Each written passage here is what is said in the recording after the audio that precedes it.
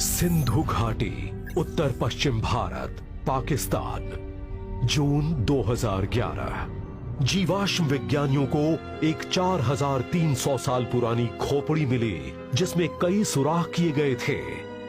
और हैरानी की बात यह है कि उनसे पता लगता है कि उस जमाने में दिमाग का ऑपरेशन किया जाता था और वो ऑपरेशन कामयाब भी रहा था क्योंकि खोपड़ी पर जख्म भरने के भी निशान थे। प्राचीन भारत में लोगों के इलाज के लिए खास तरह की दवाओं का उपयोग किया जाता था और ऑपरेशन भी किए जाते थे और वो खोपड़ी का भी ऑपरेशन करते थे। और इनमें सबसे हैरानी की बात यह है कि इस तरह का विकसित चिकित्सा ज्ञान बहुत ही पुराना है, काफी पुराना। उस जमाने में लोग उन तकनीकों से लोगों का इलाज करते थे। वेदों के विद्वान मानते हैं कि प्राचीन हिंदू दिमाग का ऑपरेशन करते थे और उनकी चिकित्सा तकनीक भी काफी उन्नत थी।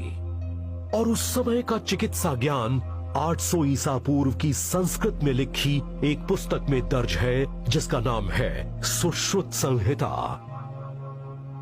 2017 में भारत के महाबलीपुरम की एक स्थानीय लाइब्रेरी में जॉर्जियो सुकलोस मिले अपने साथ ही प्राचीन अंतरिक्ष विचारक प्रवीण मोहन से और उस लेख को करीब से देखा।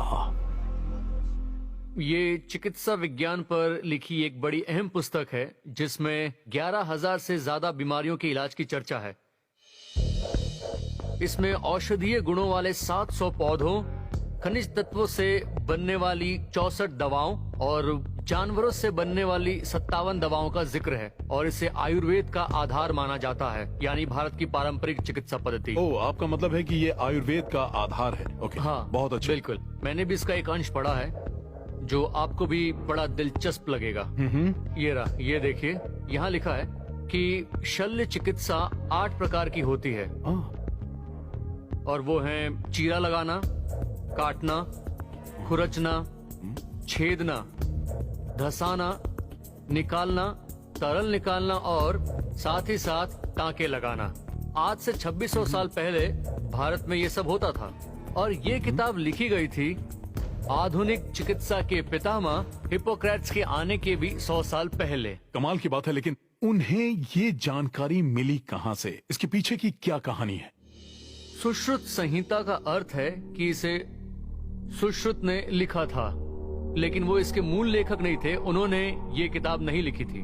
उन्हें ये जानकारी मिली थी एक अलग चरित्र धन्वंतरी से, जिन्हें इस दुनिया का नहीं माना जाता। धन्वंतरी को देवताओं का वैद्य और आयुर्वेदिक चिकित्सा का जनक माना जाता है। धन्वंतरी खुद भी दिव्य मूल के थे और उनका जन्म क्षीर सागर के मंथन से हुआ था। क्षीर सागर के मंथन का संबंध शायद आकाश गंगा से है। धन्वंतरी का जन्म उसी से हुआ था और वो देवताओं के वैद्य बन गए। इसके बाद उन्होंने चिकित्सा का वही ज्ञान इंसानों को दिया। धन्वंतरी का जन्म शायद आकाश गंगा से हुआ था। अचानक ही हमें एक देवता आकाश गंगा से जुड़ा हुआ नजर आता है। अब हमें और क्या चाहिए? जाहिर है सुश्रुत संहिता में जो ज्ञान है वो एक परग्रही मेहमान की देन है। आयुर्वेद को दुनिया का एक सबसे पुराना चिकित्सा विज्ञान माना जाता है जिसमें उपचार की विस्तृत जानकारी दी गई है। क्या ये कहा जा सकता है कि वो ज्ञान मानव सभ्यता को परग्रहियों ने दिया था? प्राचीन अंतरिक्ष विचारक मानते हैं कि ऐसा ही हुआ था।